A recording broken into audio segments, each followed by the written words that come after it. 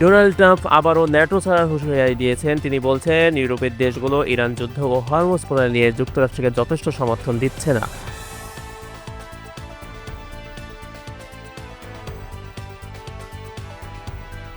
তাই যুক্তরাষ্ট্রের ন্যাটোতে থাকার প্রয়োজন আছে কি না তা নতুন করে ভাবা উচিত। তবে বাস্তবে যুক্তরাষ্ট্রের জন্য ন্যাটো থেকে বের হওয়া এত সহজ নয়। ২০২৪ সালের যুক্তরাষ্ট্রের একটি আইন পাস হয়েছে, যেখানে বলা হয়েছে সেনেটের ২/৩ সমর্থন ছাড়া প্রেসিডেন্ট একা ন্যাটো ছাড়তে পারবেন না।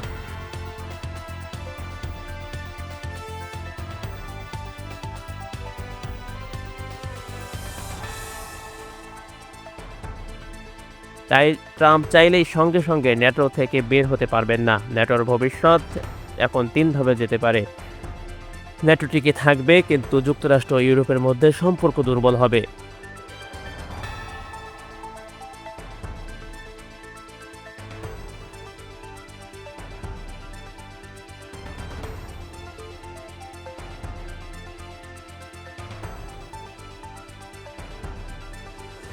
ইউরোপ নিজেদের আলাদা সামরিক শক্তি আরও বাড়াবে, যাতে আমেরিকার ওপর কম নির্ভর করতে হয়। যদি যুক্তরাষ্ট্র সত্যিই দূরে সরে যায়, তাহলে ন্যাটো আগের মতো শক্তিশালী থাকবে না। এতে রাশিয়া ও চীনের মতো দেশগুলো বেশি সুবিধা নিতে পারে।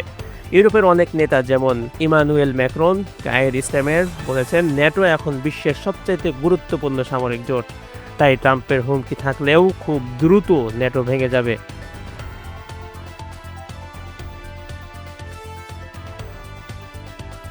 ইউরোপের অনেক নেতা যেমন ইমানুয়েল ম্যাক্রন, কায়ের স্টেমার বলেছেন, ন্যাটো এখনও বিশ্বের সবচাইতে গুরুত্বপূর্ণ সামরিক জোট। তাই ট্রাম্পের হুমকি থাকলেও খুব দ্রুত নেতা ভেঙে যাবে এমনটা এখনই মনে করা হচ্ছে না।